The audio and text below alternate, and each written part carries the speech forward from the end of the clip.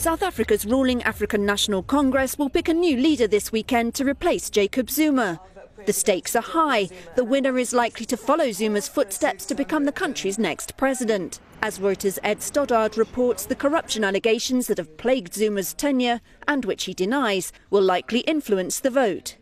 Zuma's corruption scandals, which have actually been going on for decades, are constantly in the media here, are a constant source of conversation, not just around middle-class dining tables, but also in townships, on farms, in rural areas. You know, if you're driving a taxi here, you speak to a taxi driver, you know, they will immediately begin talking about Zuma and his numerous corruption scandals. So it is weighing very heavily on the minds of the electorate, and it will have a significant impact on the voting this weekend.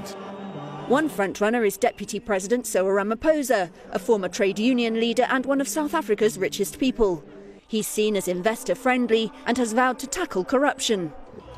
And then there's Zuma's choice, his ex-wife Nkosazana Dlamini Zuma, a former minister and chair of the African Union Commission. She promises to improve the lot of the black majority. Political uncertainty over corruption and the ANC race have hit South Africa's credit rating and thrown the more than a century-old ANC into crisis.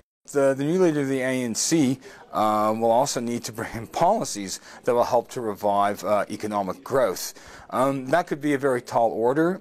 For example, Ramaphosa, he has to please his twin bases, which are business and unions, and so whoever takes over will have a difficult tightrope to walk to revive the fortunes of the party. All 7 candidates have promised to accept the outcome of this weekend's vote to avoid further weakening the ANC before national elections to replace Zuma in 2019.